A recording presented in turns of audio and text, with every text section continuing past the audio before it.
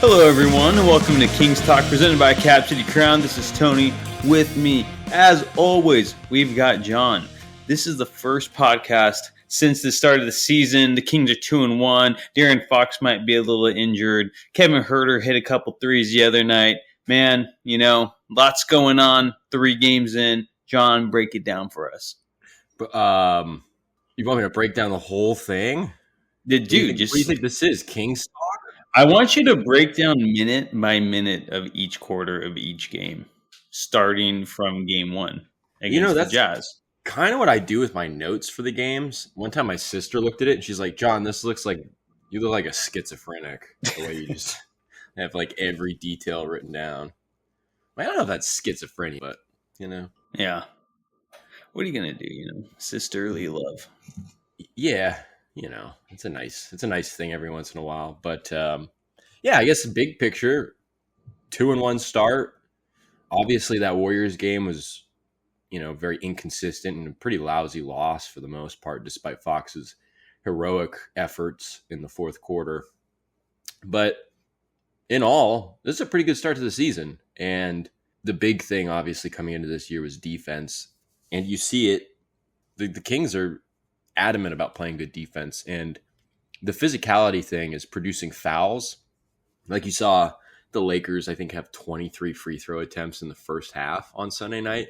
Jeez, and really? I didn't even notice. 23, but they, and like Mike Brown said, it's like that really kept them in the game. That kind of put them in a position to end up taking the lead early in the fourth quarter and forcing overtime overall. Because they were up 41-21 after the first quarter. Yeah. And, they really should have that should have been a more convincing win. But taking all things into account, they only allowed 11 free throw attempts to the Lakers in the second half. And they made the adjustments that they needed to in terms of keeping up the physicality, not fouling. And, I think they looked really good on opening night. I think that adjustment in the second game or the third game was great. The Warriors game, they turn the ball over a lot. Their transition D this season has been really bad. I think that's really been maybe the overall kind of biggest gripe I have with the team right now. But this is a way better start than last year. And, they beat up on the Jazz. Again, the Jazz are a decent team. I don't know if they're necessarily a playoff team. And they were really adamant about using that zone defense, which was very bizarre. But Kings handled their business on the road like they did all of last season. They lost the home opener to the Warriors. But I think that Lakers win was really nice. And I think Katie Christensen said it well on the broadcast. I do give compliments to Katie Christensen. I don't just try to, tear down her opinions in the articles. But, this really, with the Fox injury and everything like that, you really see the depth of this team. And of course, it's like, no shit. Malik Monk is really good. He's a 6th man of the year candidate. But it's like, he's like a little mini Fox. Like he scored 11 points, I think, in the overtime period. Yeah. And he was terrific. This team just looks so good. We were talking about, should we worry about Kevin Huerter? And, obviously Kevin Huerter's really got himself back on the right track, especially in that Sunday game. But, even if Kevin Huerter, we were always talking, like, even if Kevin Huerter's not really figuring it out, it's like they got guys. Duarte and Colby Jones is waiting in the wings, waiting for his opportunity. And I just think this is a really positive start to the season. I think I give it like a B+. I think that Warriors game was a pretty odd thing, but they're going to have a chance to go into the Chase Center on Wednesday night and right the ship there, I guess, and even things up with Golden State, which I think would be really big. They might be without Fox. There's a good chance, but that's kind of my assessment of the first 3 games. You have anything to add to that? No, not really. I've been super happy with it, and I would give it probably about a B+ too, just because of that Warriors game. And my 2 biggest gripes, I guess, so far would be that Warriors game, and then, like you said, that first half with the Lakers, kind of letting the Lakers get back into it. I think they could have had, they should have had a much larger lead. They were up, 21, you said, at one point. And I'm like, the Kings are just going to blow them out. I get it. You can't blow out every team, but I think they had a chance to kind of end that game a little earlier than it did. It went to overtime. I don't think that it should have gotten that close at all. But hey, we got the win in the end already. And yeah, like you said about the Warriors, we have a chance to go into the Chase Center early on after getting beat by them and get a little revenge game, I guess, again. Revenge times two right here. Yeah, So, and it's a real shame that Fox. I mean, I'm assuming Fox is not going to play on Wednesday. He might. I mean, we discussed before the podcast started. It's not a serious ankle sprain, but it's an ankle sprain that I think Sam Amick and Shams Charania. I can never know if I'm saying that name right. yeah, I don't either. I have no idea. Is it Shams or Sham. Shams? I'm pretty sure it's Shams, or is it Okay. Shams? Well, Shams just sounds like he's like a scammer, which now they can't go any It's further with that one. sham. It's a sham. Everything he posts is a sham. Yeah, But it's I a have no shame. idea. Let's assume Fox doesn't play on Wednesday. That's a real shame because one of the things that happened in the Warriors game, obviously, was the fourth quarter heroics of De'Aaron Fox. And you texted me during the game and you said, like, man, like, why doesn't it's a shame Fox can't bring that? And I was like, I think I texted you back. I'm like, yeah, that's kind of like a heavy load to ask of a guy. But De'Aaron Fox said after the game, I think the exact quote was something along the lines of like, we've talked about it before. I think I got to start being aggressive, throughout the game, not just in the fourth quarter. And that I think is mostly true. I think against teams like the Warriors, against teams like the Lakers, good teams, you got to be able to do that. Obviously against the Jazz, I think De'Aaron Fox only had 18 points. They spread the love. Harrison Barnes was getting open looks and he was obviously had a great first half there. So there are certain times where he doesn't necessarily have to do that, but De'Aaron Fox getting aggressive early in the game really sets a tone that I think is necessary. They were up 41-21 against the Lakers in the first quarter. De'Aaron Fox was aggressive. He was constantly pushing the ball. He had 10 points in the first quarter, 11 in the second. Out of the gate, he was aggressive. And one of the things that Mike Brown said about the Warriors loss was that, he complimented the Warriors' ability to collapse and disrupt passing lanes and get deflections and steals. The Kings obviously had a lot of turnovers in that game. And Mike Brown talked about he didn't think that the ball movement was very good in that game. He felt like guys were dribbling too much and trying to get too deep in the lane. Well, if there's a guy that you do want to get too deep in the lane to kind of cut into the lane, it's the guy that really is almost unstoppable when he does that, which is De'Aaron Fox. And when you had De'Aaron Fox doing that against the Lakers, as opposed to what happened against the Warriors, where it was a little more in tune with the first quarter of the Jazz game, it began opening things up. I mean, Fox had 10 points in the first quarter against the Lakers, but the whole team scored 41. I mean, they had a terrific period. That was probably their best period of basketball all season. And it really underscores the idea that opening the game, setting that tone, it's not only good for Fox to be able, now he's scoring, I think he's averaging 31 points a game this season. That obviously helps his cause in terms of like making another all NBA team, maybe being an MVP candidate, all that stuff. But the important thing, obviously, is winning. And it opens up so many other things for the team. Obviously, Fox was not the only reason they scored 41 points in the first quarter, but I think he opened up so much for them.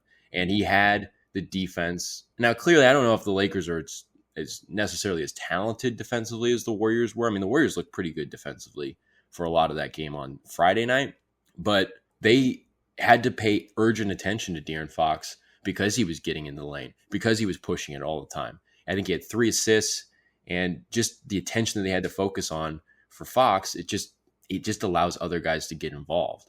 And Fox knows it. It seemed like you knew it, Tony. I think it's an important thing for De'Aaron Fox to get started early. So that's why it's a really big shame that with the second game against the Warriors in such a close proximity to the first game against the Warriors and not having Fox, not being able to do that, because I think that would have been a really good insight to kind of further that assumption that Fox not only helps himself, but helps really the whole team by getting aggressive early. Because I would really have liked to be able to see De'Aaron Fox do a little bit something similar that he did against the Lakers, against the Warriors in San Francisco on Wednesday. But ankle sprain, they said he's going to miss some time. I think that means there's a good chance he'll probably miss Wednesday. We don't know at this point. Maybe he plays.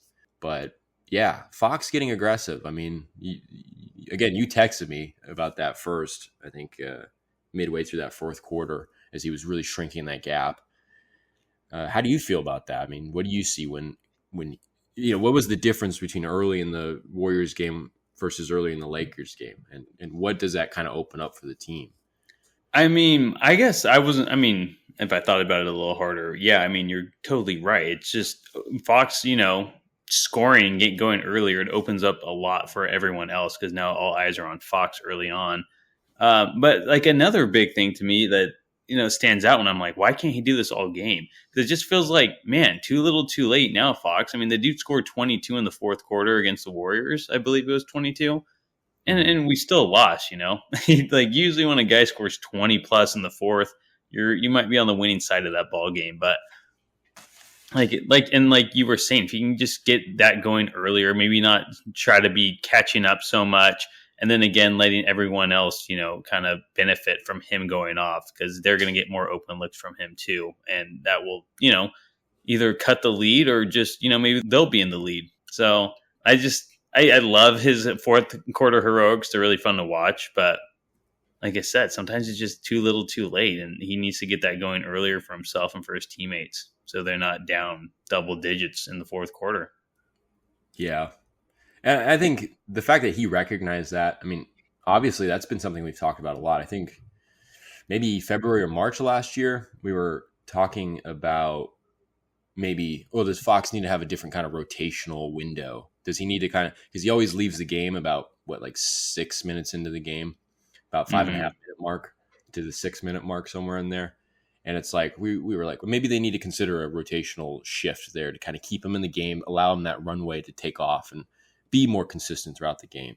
But really at the end of the day, and I realize this now, that's really not so much on the coaches or whatever. It's up to Fox. We talk about that a lot. I mean, especially with the leadership of Fox and Sabonis, so much is up to them to be vocal, to take initiative, to set an example and set a standard. And that is the perfect way for De'Aaron Fox to do that. And I mean, he recognizes it. I would expect him that whenever he does return, he's going to pick up where he left off. And again, the important thing is, because that whole issue of whether or not that's too heavy of a load for a guy to carry he's not playing for 48 minutes, but for the whole game. That is something that obviously comes into play, but not all teams are the, playoff contenders. I mean, the Warriors and Lakers admittedly are good. They're good teams. They're in your division. Those are always tough games. You see them a lot. They know you, you know them. Those are the type of games, and maybe against tougher Eastern Conference teams or teams like the Nuggets and whatnot, you're going to want to see that from Fox. But he doesn't have to do it all the time, Obviously against the Jazz, not 100% necessary. You'd like to see it if need be. Yeah. I mean, there's a sustainable way to do that. And I think he recognizes that. I think that's crystal clear to me now. And I think a lot of people, I'm sure a lot of fans and people who have a finger on the pulse of this team would agree with that. Yeah, Fox. I mean, Fox looks like one of the best scorers in the NBA right now. It seems like he can get to the rim on command, and he's just a great finisher around the rim in general, and that mid-range is really good. His three, I don't know if it's looking better. I don't know what he's shooting exactly. Didn't he have a really, really good three-point game like the last two games? I want to say he heated up late against the Warriors. Maybe didn't start off the best from three. But I think the Lakers too is pretty good all game. But I don't know. It's still early on to tell. But I mean, other than that, it's just, I mean, he's picked up right where he left off in those playoffs. He looks great. I mean, I really think this guy can score 30 a game. And like, I'm expecting him to, especially when they need him to. Like that Utah game, whatever. Like the Utah, we were clearly the better team in that game. Fox didn't need to step up, and we still smoked him, right? So, but like in the Warriors game and Lakers game, and I mean, he did. I mean, what did he score in the Warriors game? 37, 39? 39, I believe. 39, and then 37 against the Lakers in a big game too. So, I mean, we know he has it in him. I don't think it's a big load for him anymore. Like maybe he texted me like, yeah, it's a big load for the full game. And yeah, I mean, at that rate he was scoring in the fourth quarter in the Warriors game. Yeah, I mean, that's a huge load. He would have scored like 80 points in the game. But, I mean, at least, I mean, I see him being able to score 30, and I want him to take those shots. And when he's scoring, it helps out the whole team just because, like we've said a million times already, he's got himself going, and it opens up looks for other people. Mm-hmm. Yeah. I mean, the Jazz made it. Well, go ahead. No, yeah, I don't know. I was going to go back to that whole Will Hardy really hugging on to that zone defense, because that really just allowed the Kings to shoot the hell out of the ball from the outside and get whatever Yeah. they wanted. But Harrison Bucket scored 33. in like the first, or what do you have, 29 in the He first scored half? 27 in the first half. Gotcha. And he like I ended think with that was 33 was that a record for for like him. an okay, yeah. Oh, Yeah, maybe for an opener. yeah, something like that. I feel like there was Or the something to it. Kings. I don't But know. we're not talking about Harrison Barnes here. We keep talking about fourth quarter Fox. It's time to start talking about first quarter Fox, because if he sets the tone, obviously it's great. I mean, that was one game where he did it, but you saw it kind of where it didn't happen against the Warriors, and then in the exact next game, he came out as aggressive as ever, and it made a huge difference. I mean, that 41-21 first quarter, I mean, that's That's crazy. I really thought we were just going to blow him out of the water. It seemed like it really did. Yeah. But, I mean, the Lakers are a good team, and we beat them. Might have gone to overtime. Keegan Murray was like an inch from nailing that game with that three. And he looked good, too. I was going to have some critiques for Keegan Murray coming into today, but he really redeemed himself yesterday. No, really, after did you see the Vezenkov? Yeah, that move where Brown's like, yeah, because I'm like, dang, Murray's really not doing too much in this game. And I don't know if he did too much in the Warriors game. I don't know. I guess just kind of talking about Murray real quick, if we're done with Fox. Yeah. I don't know. How do you feel about Murray? Like I said, I was going to come into with some critiques, but I mean, being that third playmaker, or maybe not playmaker, but scorer, I just don't see that with him yet. He just still seems like a spot up shooter. And I know we wanted a big step, and taking a big step would be creating his own shot off the dribble. And he did have a nice little move late in the game where he was in the 3-point corner and he faked a three and then dribbled up for the mid range. Not the craziest of moves, but definitely kind of trying to find his own shot, open shot. Mm-hmm. But I don't know. Other than that, I haven't really seen him be super aggressive yet with the ball, or have any like great moves where I'm like, oh, like that looked really good. He just comes off as very like timid and shy still, kind of like he did last year. Yeah, I think he's trying to find a balance. I don't know if he was, because he missed, I think, his first 4 outside shots, so jump shots, I guess, because I think there was a couple mid rangers in there. So I couldn't tell if he was hesitant because he wasn't believing in his shot, but that's almost hard to believe because I don't know if we saw that too much last season. It just felt like he moved off of, I mean, those shots that are within the rhythm on the offense and that are good looks. I mean, like, just take those. I mean, that is going to always be your bread and butter, is to hit an open outside shot. I mean, I think he's the best shooter on the team. And I think Mike Brown kind of thinks that too. Obviously, Kevin Huerter and Vezenkov are extremely good, but I just think we talk about it a lot with Murray.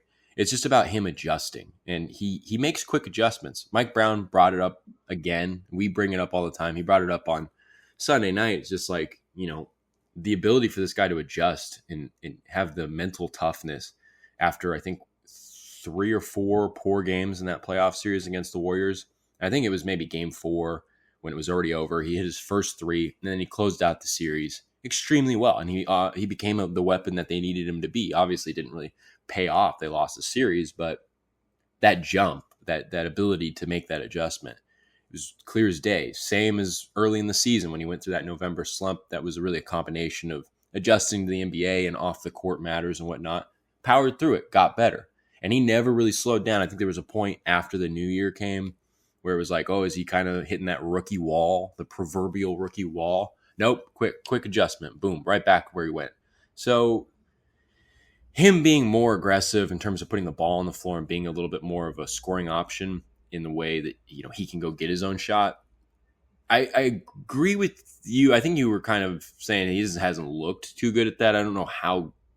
He's not super nifty with the ball in his hands or whatnot, but just finding that balance and being able to find the best shot and do that, because he has such a mindset, especially working out with De'Aaron Fox, having such a good rookie season, having the belief of Mike Brown. I mean, Mike Brown said of him, he was talking about healthy competition on the team. He's like, obviously, Fox and Sabonis don't really have to worry about that healthy competition, which is him basically saying nobody's going to take their jobs, obviously. But then he kind of said, and Keegan Murray a little bit too. I mean, so he's right up there in terms of that kind of echelon of player on the team. And the belief is there. I don't know if he's going to be like burning people up, putting the ball on the floor and like getting to the rim and whatnot and finishing and all that stuff. But having it in his pocket, using it and balancing it out while still using the outside shot, the open jumpers that this offense produces for him, being the mainstay of his attack, basically.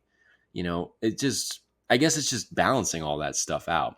And I just think it'll be interesting to see over the next week or two how that happens, because I figured that more so than being hesitant because he didn't believe his shot was falling, which, again, I don't know that we ever really saw. He didn't back down in the playoffs. I don't think he really gets down on his shots, but just knowing that he wants to be that kind of third scoring option, but still also taking the shots that come to him. So he's just got to find that balance. And I think he did that. I mean, he made an in-game adjustment technically. Mm-hmm. And I would imagine that it gets a little better. I'm not totally sold on him. Like, he's averaging 16 points a game this season through 3 games. Okay, that's, I don't know. It's a lot better than I thought. Will he average 16 all season? I don't know. I could see him averaging over 15 maybe, getting or over 14 and a half, because he was a 12.2 per game scorer last season. I think a 2 to 3 point upgrade from that would be substantial in what is kind of expected. But 16 points a game, I mean, like, I do feel like he's kind of figuring it out, and he's only shooting 34.5% from 3 so far. So, again, kind of letting everything settle in, having him find that balance. I mean, that's the thing with Murray.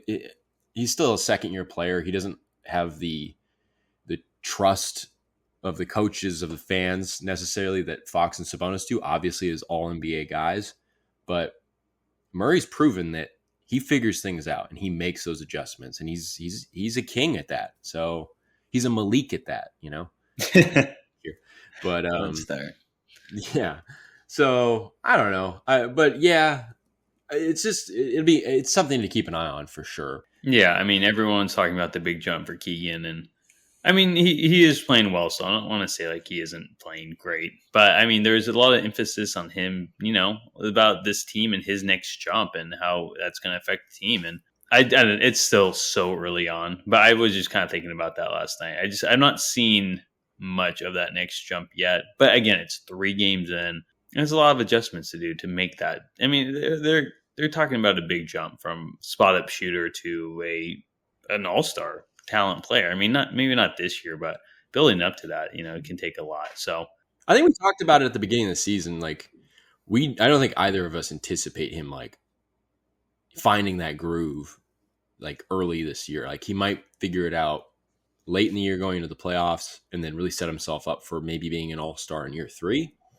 Mm-hmm. But I think to me, it just feels like he just needs to kind of balance that out. Take the shots that come to him, but then allow that to open things up for him. Maybe then use a pump fake, get inside, and do stuff like that. But you got to start with your bread and butter. And that's true. Again, just kind of balancing it out. I think he's figuring it out. And, Mike Brown is instilling that in him, giving him a hard time after. I mean, obviously that hesitant kind of like, he had an open shot with a small guy, I think, contesting on him. He should have taken that 3. He tried to dribble. He traveled.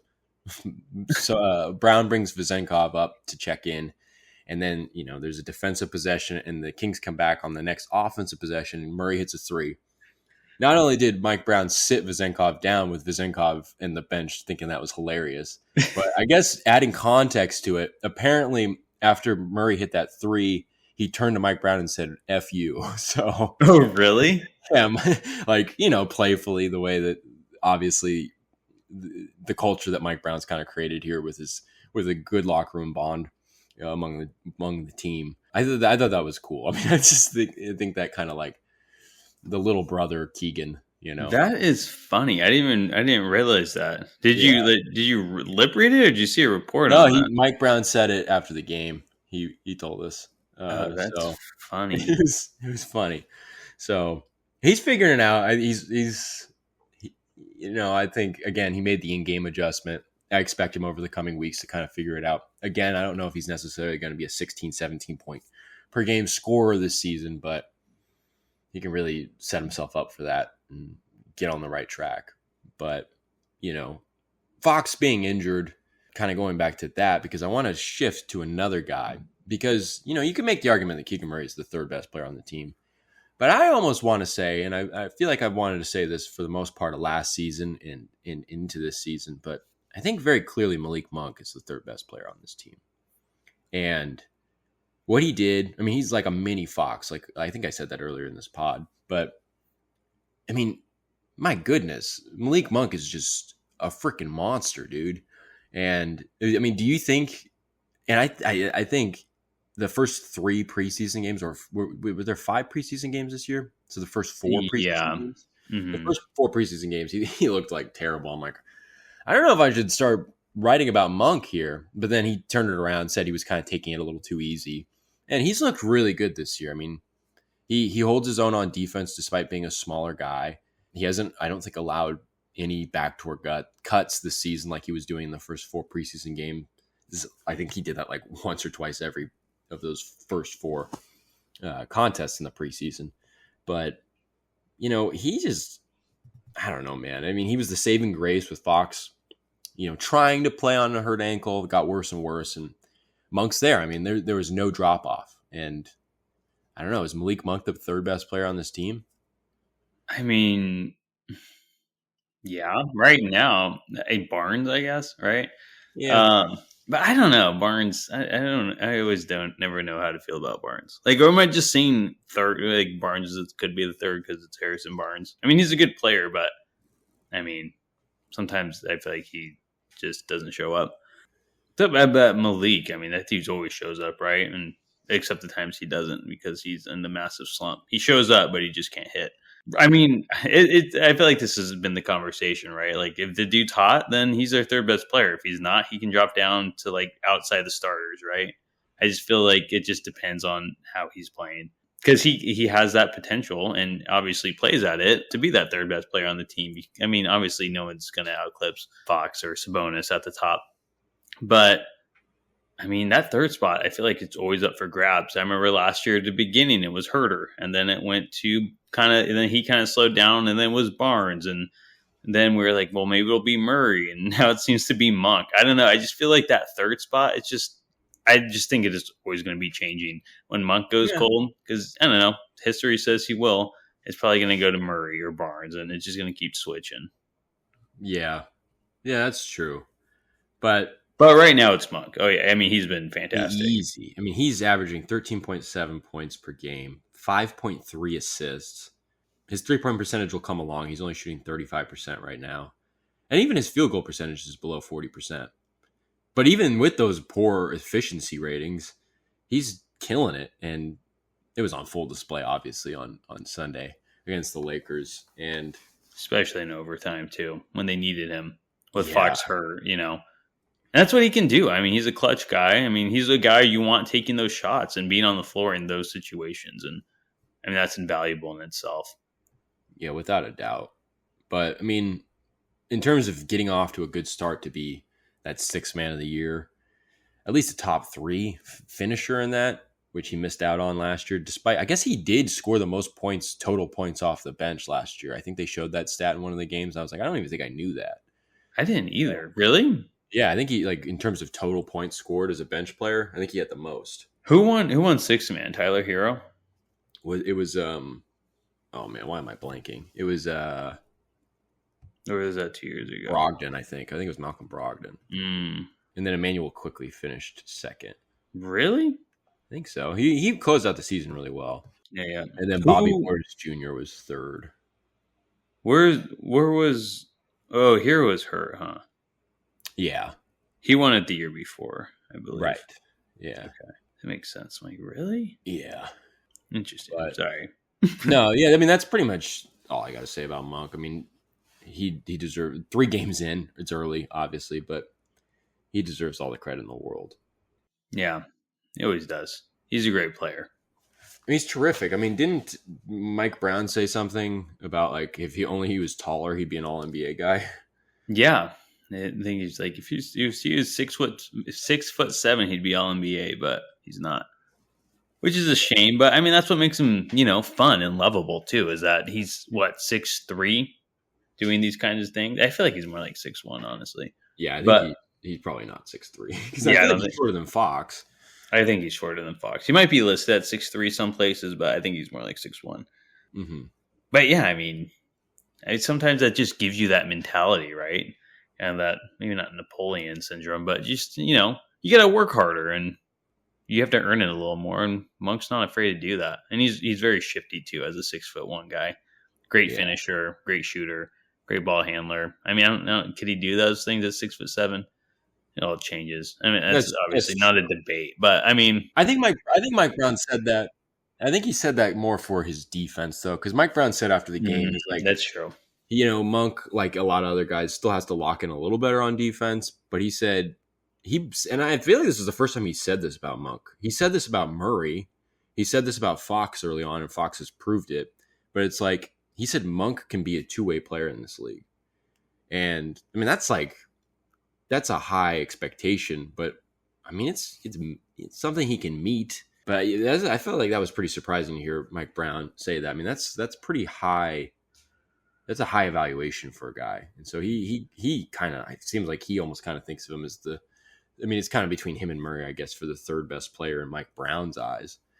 But Murray's on his way to being that. Monk seems to be that now. And like I said, he's looked pretty good on defense. I think all of last season, he was a surprise to me of how good of a team defender and how much he was not a liability defensively. Because I feel like in Charlotte, he was like terrible defensively, and I think again with the Lakers, I feel like I read articles everywhere. They're like, yeah, Malik Monk was great, and he was arguably one of the best, most consistent players all year. But it's like, man, they got rid of like Kentavious Caldwell-Pope and other defensive guys, and it really hurt the team's defense that season that Monk was there in LA.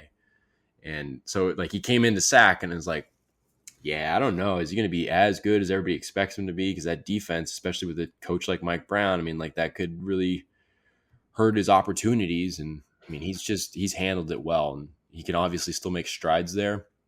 I think being such a small guy, it's going to be interesting. Can he avoid nicks and bruises throughout the year and kind of stay fresh, which could obviously help his consistency. That'll be kind of something to keep an eye on, obviously. But man, Malik Monk. Malik means king in Arabic. It's like Mark Jones doesn't call the first two games. First game back, I think in like the second half, he's just saying it. I'm like, oh, there we go. That'll be the first of, I don't know how many games Mark Jones calls for the Kings, but however many, that's the first of X many times. Yeah. Although it's like sometimes I just keep thinking about it though. I'm like, yeah, Mark Jones isn't that bad. He's like, when you take him as he is, it's the same thing as Kyle Draper. It's just like, when you accept them for who they are, they're okay. But fair enough. Yeah. I still think every time I see Kyle Draper, all I see is that Flex Seal guy. Hi, Phil Swift here. We got the Titanic. We're going to seal this thing up with flex tape. Dude. We're going to sail across the Atlantic. And I'm bringing my friend Kyle Draper along. I'm bringing my boy Drapes. It's funny because, like, I think they had Sasha Vezenkov. I think we'll talk about. They had him on like the TV broadcast post game thing where he's like in the tunnel with the little headset on, and like Draper goes like, "Hey Sasha, it's Matt Barnes and Drapes." Like, dude, like stop trying to push this agenda. You're the only one that calls yourself Drapes. Come on, you're talking to the guy. Be a professional here. Cracks me up. He really cracks. Sasha's gonna leave. He's gonna go back to Greece. He's like, "What is this? They don't take things seriously there." It's very weird. Very weird. Kyle Draper's fault. They fire Kyle Draper just to appease Sasha Vezenkov. Yeah. It's like, after that little stunt you pulled, calling yourself Drapes. I have a question. Is Kenny Thomas done? Is he? Oh my goodness! I mean, I haven't seen him. Yeah, I mean, he's always liking our stuff though. But I'm like, oh wait, like, are you on the stuff? I don't know if I don't know if I've ever looked into Kenny Thomas's contract situation with NBC Sports, but I mean, he just plays backup to Matt Barnes, and maybe because it's early in the season and the Kings have played, you had opening night, that's a big game. You had the Warriors game, that's clearly a big game, and then you had the Lakers game, which was a Sunday game. So maybe there just hasn't been that opportunity for Barnes to take a day off and give Kenny Thomas some tread. But yeah, I like I don't know, I Kenny was just Thomas. thinking about it. I think Kenny Thomas is funny because sometimes I think he makes some good points, but there's just sometimes the way he talks. I'm like, is he drinking? I don't know. So maybe the Kings or NBC Sports thought that too. I don't know. But Yeah, I don't think that's a bad thing. I think it's good entertainment value, and he's not like a terrible analyst. I don't know if he's just quite up to par with Matt Barnes, who I really like. And sometimes I think Matt Barnes should be doing color commentary. No, it would be great. not He probably just necessarily doesn't any want to. shade on Katie Christensen, but I just like Matt Barnes a little better. I think Katie Christensen, the best thing she does is when she talks about inside play because she was a big in the WNBA. So Hmm. it's like she comes from experience there. But if I hear her say like, I think Keegan Murray's going to make a big jump this season, which she said like 4 times every game, it's like you're not the only one that that's a pretty common. And most people think that. Like, come on, Katie. You know Say something else. something else. What? Oh, I thought you were testing like your audio or something. No, I did. I got a little close to the mic. Maybe it's not that way. I don't know. But no, about Katie. It's like, yeah, we get it. Yeah. You know, Well, I mean, keep repeating yourself. Katie Christensen, Katie C. Katie and Mark. Kate, yeah, Katie, Mark, and Drapes. It's a little love triangle. Imagine. Yeah. I think both those men are married, but hey, man, Yeah, you never know what happens behind scenes, I guess. All right. Well, enough with the workplace romance. I'm going to ask you, who has been the most pleasant surprise this season? Pleasant surprise. I mean, honestly, 3 games in, it's hard not to say Sasha. A lot of like question marks around him. I mean, it's helped out in his case that Trey Lyles has been out these first 3 games so far, and that really opened up the door for him to have an opportunity. He's been great. I mean, he's been hitting his threes at a high clip. His defense has been pretty decent. I mean, I don't think it's been awful. I mean, he's looked good out there so far. And I mean, after Mike Brown saying at the beginning that he might not have a place in the rotation, and again, once Trey Lyles comes back, who knows if he will. But I mean, he's definitely made the case that he should. He's just been super solid, and I've really liked him so far. Yeah. In terms of the specific thing that's most pleasantly surprising about him, it's clearly the defense.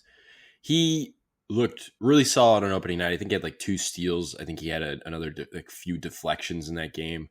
I think he was holding his own decently in the Warriors game. Obviously, there were some moments where he closed out and gets blown by. You see that with Kevin Huerter all the time. Those guys just don't have the best foot speed and athleticism. You're not going to be able to fix that. But in terms of putting yourself in a position to not necessarily be exploited, he's been pretty good. And even when teams try to exploit him, there's a lot of times where teams try to get a switch onto him or they see him on the ball handler and they try to go at him. And he does a pretty decent job. I think there were, I don't remember against who, but I think there were a few moments in that Lakers game where he held his own on ball. And he's just looked, we keep talking about like that standard baseline on defense. Can you bring the one that's going to keep you out on the floor? And he's done that. And I feel like he's getting better. And players are talking about how smart he is at knowing where to be. That's the key thing to minimizing the exploitation of your athletic deficiencies. So I don't know. I mean, I think we talked about it a couple, maybe last week on the podcast. Like we expected him to do that, but I expected him to do that like in December, January. I didn't expect it to be through the first 3 games. And like you said, clearly it's helped a lot that Lyles has been out with that calf injury. And, I expect Lyles to get back in the rotation, but he's going to have to get back into game shape and everything like that. I mean, he's been out for a couple weeks now. So Vezenkov is going to keep riding and, we might see more of that small ball 5 type stuff. And I think even I think there was a moment after Sabonis fouled out where they put Vezenkov in there and they played a really small lineup and Vezenkov was technically the 5. Now, obviously they didn't run with that for very long, but the spacing that creates. And if you have him and Lyles out there or interchange them or whatever, I mean, that's just so good. And he's clearly such a good shooter. I mean, I think the 3-point percentage is 40% right now. I think he's taken 15 attempts, whatever makes that 40%. I guess I could do the math. What was that? 6, I'm gonna guess. 6. Yeah, 6 out of 15. I mean, he's shooting. He's obviously rebounding, and the defense looks solid. He's checking all the boxes, and he's looked terrific. And yeah, I don't know, man. I mean, I didn't necessarily expect that right away. Yeah, he looks comfortable too. He looks comfortable, especially in that Lakers game. Like, I feel like the first couple games he passed up some open looks, and maybe not trying to be. I don't know. He's like the EuroLeague MVP, and he's like, no, like I'm okay taking a back seat. But I mean, you want him taking those shots. He's a great shooter, and I think in that Lakers game, he definitely wasn't afraid to jack him up. Yeah. That I thought as shots he passed up in the first 2 games. So I was happy to see that too. I mean, he looks like a great shooter. That release is incredible. His arc is incredible. His shot is just incredible, and he's making it at so far an incredible rate. So yeah, I love seeing him get a little more comfortable too. Yeah, and you can see the growth and the comfort on floor and I mean, like he looks so comfortable with his teammates and whatnot. He looks like he's at home. Yeah. But I think in the Warriors game, like in terms of complaints about defense, obviously there's the fact that, if he closes out hard on a guy, he's just allowing essentially an open door to that guy to pump fake and drive. But he's limited that to a certain extent. But then there was a moment, I think, in that Warrior game where he and JaVale McGee had a total miscommunication and left the middle of the floor open on a certain play. I don't remember the specifics of it, but I think like Vezenkov jolted out to go guard a outside shooter, and he and McGee didn't communicate for McGee to get back and kind of protect the backside, and it allowed an easy layup.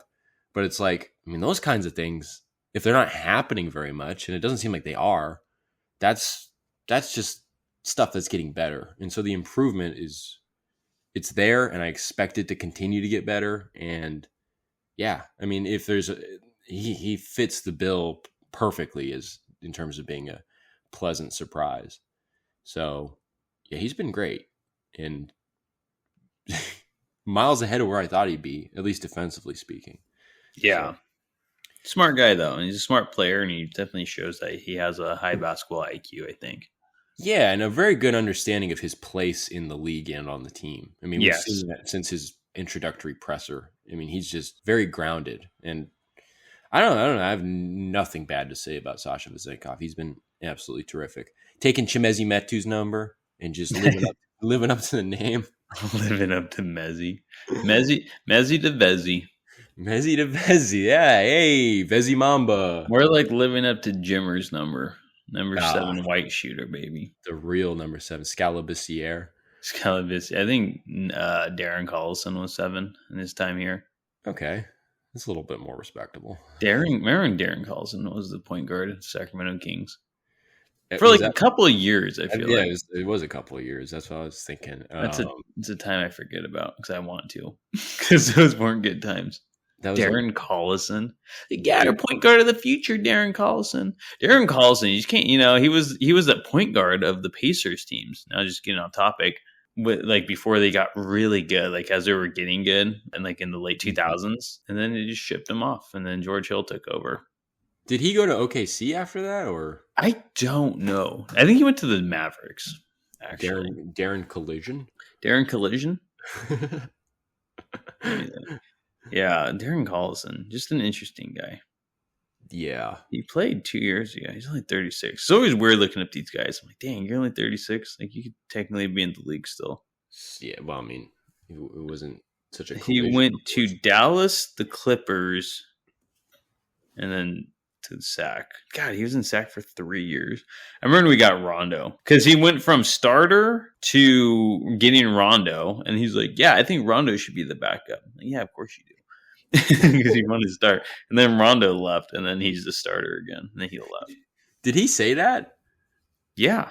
Wow, that's just like that. That is place that up against this current team, and it's just like, man, the locker room is unlike any other Kings team in recent memory. Yeah, bond and respect for one another, and healthy competition and not toxic competition. So that's an interesting kind of side by side view there. It is. I mean, man, I just like every time I look at the team and like what they're doing, I'm like, dang, I really like this team. Monty. I always forget. Even when I'm saying it wrong. Monte. Well, you Monty. know what? Monte, it's like a little more swag to it. So when he's really killing it, you can call him Monte. Okay. Well, Monte McNair, I just love how he constructed this team, and it's just, I feel like a lot's falling in place right now. I don't know. I'm really excited. I think the Kings can. I don't know if I'm getting off topic, but it's on the Kings. I don't know. I've been really impressed by them the first couple games. So, Yeah. I mean, I think they can do stuff this year. I think they can get out of the first round, second round. I mean, I don't even think Western Conference Finals out of the realm of possibility. I'm speaking very early here, but this team looks good. They look good, and the depth looks great. Hopefully, barring any significant injuries, I think this team has what it takes to make a deep run in the playoffs this year. I think so. I think it's definitely possible. It's a tough conference, but I think the Kings are a big contributor as to why it's a tough conference. Can't forget about that. Nope. But in terms of another kind of pleasant surprise, it hasn't been consistent through the 3 games, but it's been an upward progression through 3 games, particularly in the last game. But Kevin Huerter, he was the biggest concern, perhaps the biggest topic coming out of the preseason training camp. And he did not look good in the first 2 games on either end of the floor. Obviously, his intent on defense has been there. Obviously, it was a matter of time that his shooting came around. I never expected him to just completely drop off and lose confidence or have guys lose confidence in his shooting, especially this early. But there was a matter of time for him to get one to go down, and he obviously hit that clutch 3 with 30 seconds left in the Lakers game that put him up 5 and essentially helped secure a victory there in overtime. And defensively, it's coming around. I mean, again, similar as with Vezenkov, there are certain things that you're not going to be able to work on. I mean, when he closes out on a guy, he's going to get beat. When he's one-on-one against really quick players, there's a good chance he'll get beat. But he's doing a better job of keeping his hands up, getting his chest on guys, and being that team defender, not just like a weak side defender that we saw him last year, but just being sharp and being decisive with where he needs to be. I think there was a stop early in the game where Barnes was on LeBron, and similar to Fox getting off to a good start after, closing out the Warriors game and being so good and being like, well, why didn't you bring that the whole game? Another thing that was interesting that really helped the Kings against the Warriors in that late part of that game was the fact they started blitzing and doubling and forcing disruption. I think the Warriors only scored 23 points in the fourth quarter. So, the Kings came out and started using that against the Lakers from the outset. And Kevin Huerter on a play came up with Harrison Barnes, blitzed LeBron, forced a pass. He gunned it right back down because I think LeBron passed it to the free throw area where Taurean Prince was. He drove into the middle. Had he put up a shot, he ended up kicking it out and they swung it to the wing, and I think Austin Reeves missed a 3. Had Taurean Prince, though, gone up with the layup, Kevin Huerter would have had his second, what Mike Brown calls a rear view challenge block, which is, a help contest that basically is just the perfect kind of, it's an example of a type of block shot Mike Brown wants to see. Kevin Huerter would have had that. It just seemed like that example, other examples in the game, he just seemed way more in tune in working in that team defense, playing on a string. He just looks far more comfortable. And I think one of the biggest signs, because defense is a lot of different things. It's not just on ball. It's not just off ball and weak side defense, but it's also rebounding. And he had 3 rebounds in the overtime period, 2 of which he took from Anthony Davis. And I think on the second one, he fought off Davis and D'Angelo Russell from trying to get it. Just really strong rebounds, the type you like to see. He never let up his effort on defense. So maybe it was also just a matter of time for him.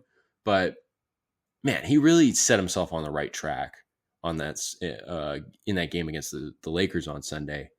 And it was just, that's what you want to see. And you talk about the depth of this team, and we've talked about it before, where it's like if Huerter really falls off, plays himself out of the rotation, it's like, yeah, there's depth to pick it up, but it's like you'd like to have all of the options be there. Mm-hmm. And that's just that is another pleasant surprise for me, is just kind of seeing Huerter turn it around. I know it was 1 game. It'll be interesting to see what happens again against the Warriors, but that really sets him on the right course, which helps set the team on the right course. Obviously, if he's shooting well too, it's just like, that's just all for the better, And so just a little on Huerter there, because he's gotten so much spotlight on him for the wrong reasons. and kind of deservedly so, honestly. And so to see him kind of respond that way, and again, similar to Keegan Murray showing mental toughness at different points in his career, you like to see that from Herter. And he won Defensive Player of the Game. And usually you see the guy when he wins the chain, when they go out in to meet with the media for their post game presser, they're wearing it, and Kevin Herter didn't wear it, and that to me really spoke volumes, because that said something about him knowing that the work's not done, that he can't just rest his hat on that he's got to continue to work, and he knows that he's got to get better. I think he said that. He said, you just kind of try to take the small victories throughout a long season, and you have to basically, he didn't say this, but you really do have to continue to work and never give up and keep that discipline going so that you can really rack up those small victories. And I think that was a huge thing. I think that said a lot about his mindset and his kind of his discipline again going forward. So nothing but good things to say about Herter after that Sunday game. That was really good, and it'd be interesting to see what he does throughout the next few weeks as he continues to integrate himself as a good part of the team defense. I mean, if he can do that, again, that can get you to that baseline of being a two-way player, at least, even if just a low-tier two-way player. So Kevin Herter, what a difference a week makes. Yeah, it was really great to see. Just a little note on Herter, and just to kind of recap it, I guess, in my own sense. It was just really nice to see him, have a good game. There was a lot of scrutiny on him, surrounding him, and I mean, like we said, rightfully so. He didn't look good on defense. He hadn't felt like hit a three, or it had been hitting a high clip at from three for a minute. I mean, going deep into earlier this year, I guess, or last season. That's an important point. He was basically picking up where he left off in the playoffs, which was terrible.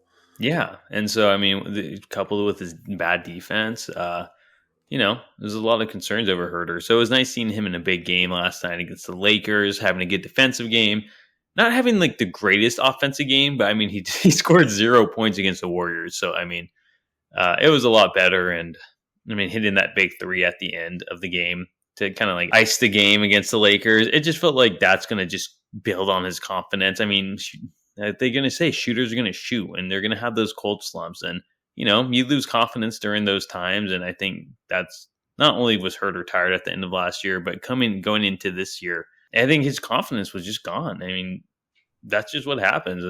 Those touchy guys, those field guys, and I think that's just going to do that made shot at the end of the game on Sunday. Just going to do loads to help his confidence going forward. So I expect big things from Herter. Not big things, but I think we're going to slowly kind of see Herter become that player that he was throughout most of the last year, or at least the early parts of it, until he started getting tired.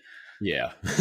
Well, one of the things that helps with that too, and I think we kind of touched upon this a few minutes ago, but it's like, well, that helps the depth of the team if Herter can stay in the starting lineup, stay at his kind of best form, because Chris Duarte off the bench that's such a nice weapon to have. I mean, he's such a hard worker on defense, and I just think being able to throw him out there, kind of shift things up, and have that extra defender out there.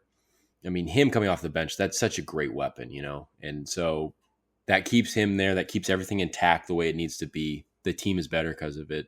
That is just what the Kings were needing, So good for Herter, good for the Kings. I mean, that is such a good sign. Again, we'll see how it goes going forward. If you start screwing up on defense, we'll be the first ones to be pointing it out. Yeah.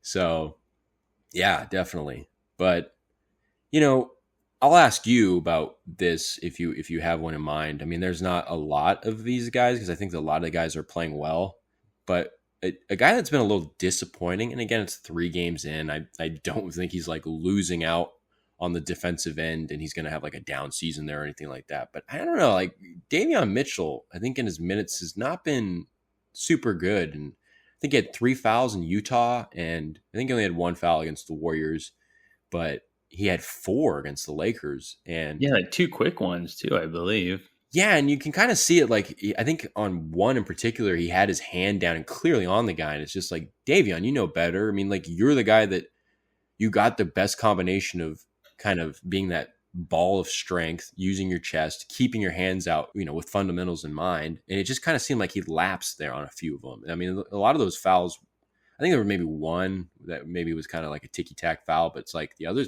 three, it's just like, dude, come on. Like, you're better than this. And I feel like it's kind of disrupted his rhythm and his impact on the floor. And I think he's only hit 1 3. He hit one against, I think it was the Laker game. Yeah, he hit one on Sunday. It's just like, I expect a little bit more from him. And we've talked about him coming in with more confidence and all that stuff. I mean, it'd be interesting to see, especially with Fox out. I mean, if he is indeed out for Wednesday, which, I mean, probably more likely than not is the case. Of course, Fox could play. I mean, if he gets his way, he probably would play. But, let's assume Davion Mitchell starts on Wednesday. I mean, that's almost a year. Like a year, it's 366 days since the Halloween game in Charlotte. I mean, he didn't start that game, but Fox left it early. And Davion, I think, scored like 24 points or something and was terrific in that. And it really kind of, obviously, Davion Mitchell did not have like the greatest scoring season or even really the greatest, offensive season as a whole last year. But it's like, with that opportunity to start, it'll be in a similar way for Huerter. It can really help him get things on the right track. And I think that's a huge opportunity that I'll be keeping an eye on because I want to see Davion Mitchell try to, again, make that play to try to be more of an option late in a game. And that happens, obviously, if he starts shooting better, but it's like he's got to get back on track defensively. He's not like dropping off defensively. He's still the best on-ball defender on the team. But, it's below his standard, I think, these first 3 games. Mm-hmm. So I think we'd all like to see from a pure basketball standpoint, and I think Kings fans would love to see for the betterment of the team, Davion Mitchell kind of put that confidence that he's brought this season, put it into practice, essentially out on the floor. So that's something to definitely keep an eye on because, if I had to say there was a disappointment this season, it'd be him. Yeah. I can't really think of anybody else. I know. I mean, other than, I guess, Huerter, but that was already kind of like an obvious kind of going forward. Can't really be disappointed when, I mean, you kind of expected that the first 2 games, the way he'd been playing. I guess you can say that, but he's kind of picked it up. Or, I mean, 1 game, he picked it up. Yeah, at least as of recording this. Yeah, exactly. But Davion, seems a little quiet so far. Hasn't really had ways to affect games like he usually does, especially on the defensive end. So, yeah, I mean, good opportunity to get him going if he does get that start against the Warriors.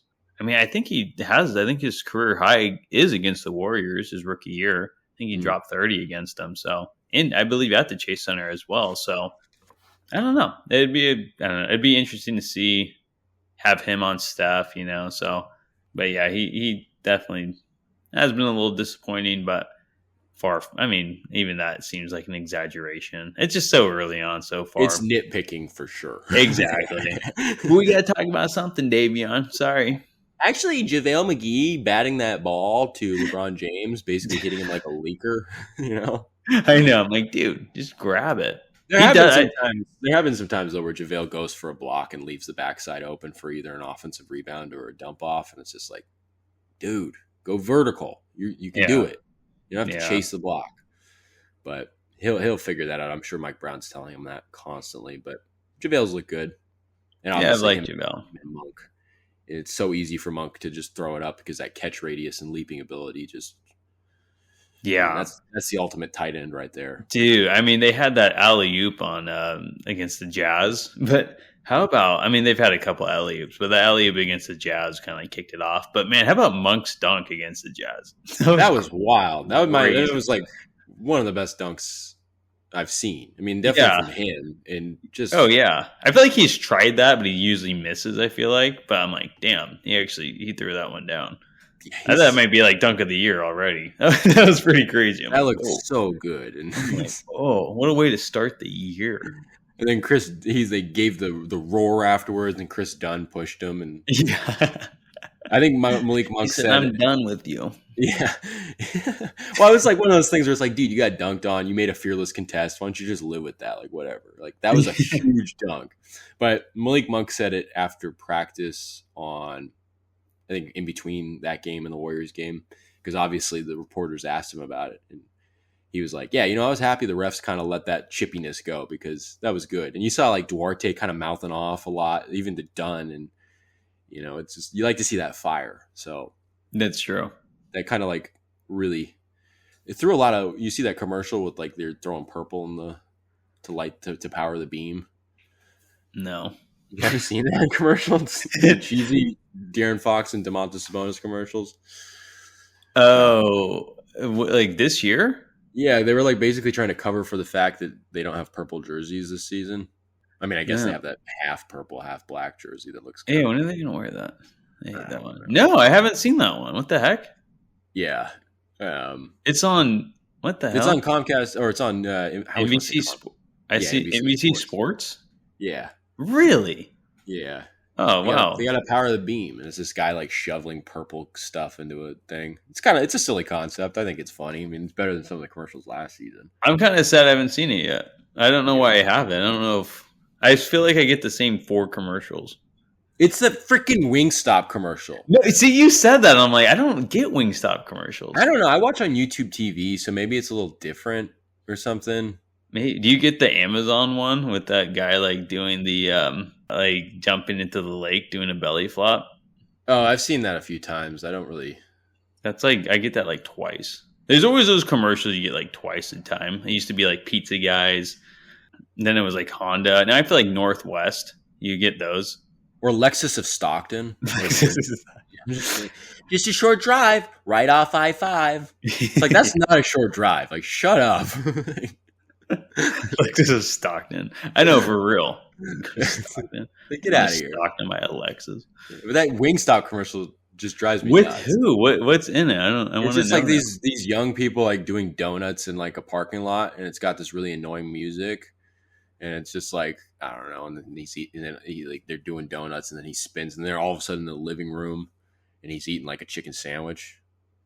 I don't know. It's dumb. It's like put me on some, and it's like that's the song. I'm like, Oh, what's going on? yeah. Okay, I have seen it. I guess I I'm like, usually just tune God, out I the feel like it's on. commercials. They play it like 2 times a freaking quarter.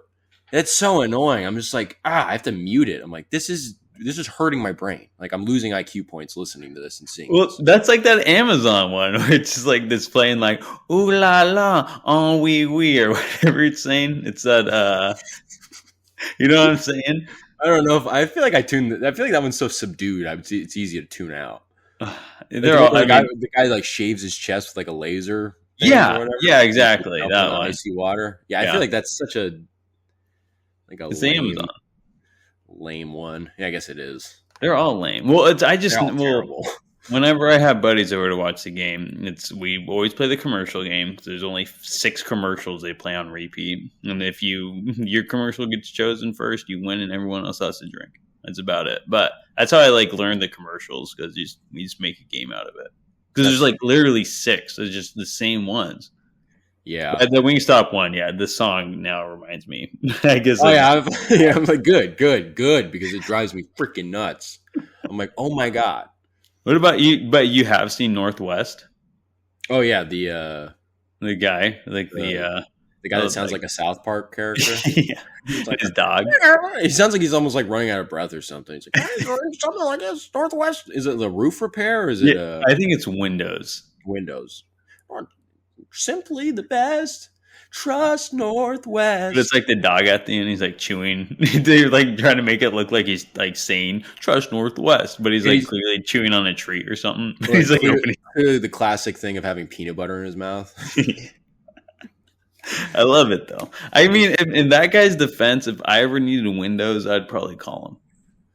Hey man, I'm getting Windows. Yeah, call him up. Call What him if he up, comes to the Bay? Yeah. It's the Northwest, right? We're totally in the Northwest. Dude. California, freaking here. Yeah. Like, yeah, I guess. Are we considered Northwest? No. What do we consider? Just the West? The West Coast. The West Coast, baby. The West Coast is the best coast. But that Northwest guy totally sounds like a South Park character. It's ridiculous. He's like, yeah, he's funny. That's why I love him. I like those local commercials. I miss Pizza Guys too. Do they do commercials still? No, they do like they just have a sponsorship for something on the broadcast. Like there's something Pizza Guys delivery of the game or something. Oh, but they've always had that.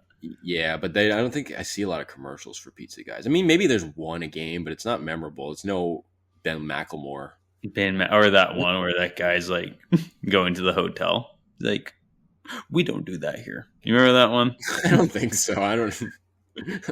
I'm thinking I've seen that in a different context, but not a commercial on cable TV. Okay, it's pretty great. I'll send it your way because I have it. Great. I just have it downloaded on my phone, just in case. And Just you for know, these moments. just for these moments, it was a classic. Yeah. Well, if you're listening out there, you got your banter, but we squeeze it in here at the end. So Yeah, appreciate us, please. yeah, appreciate us. But I mean, I guess that's really it. You know, with the banter over. Is there anything else you want to add in?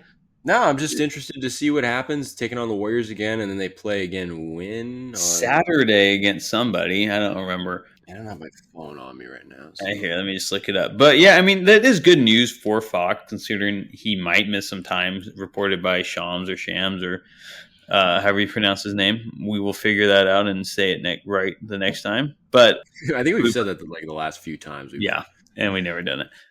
We play the Rockets, who are 0-3 at this exact moment as we record this. So, I mean, the Warriors game, like maybe he'll sit out, but then, you know, they're off till Saturday again, and that's an easier game per se. So, I mean, it's never a good time to get hurt, right? But relatively, it's a good time to get hurt for Fox. 2 games this week. Like I said, it's a moderate ankle sprain. I mean, he came back in the game. And yeah, like Brown took him out. I just don't see him missing. I mean, the report was that he wasn't going to miss significant time. But I really don't see him missing like 2 weeks because of this. I can see him maybe sitting out these 2 games. And I wouldn't even be surprised if he played Wednesday against Golden State. I mean, they're probably going to try to protect him a little more. Kind of like that foot injury last year, right? Where he kind of played on it. Yeah. But so I could still see him missing like maybe these next 2. But it's a good week to get hurt. Not a lot of games. And then they play after that on Monday against the Rockets again. Why do they do that? What the heck? Are both those at home? No, they're both away. They're both away? I hate that. And then they play Wednesday at 8 p.m. What? Yeah, what? Are they playing in like Alaska? No, it says 7. It says 8 on Bleacher Report, and then like I click on it and it says 7. So I was thinking, like, what? That's weird. Yeah, because all those Kings fans in Iowa. I mean, for real. That's Central Time Zone. And they're 0-3 too. So I mean, it's a good time to get hurt.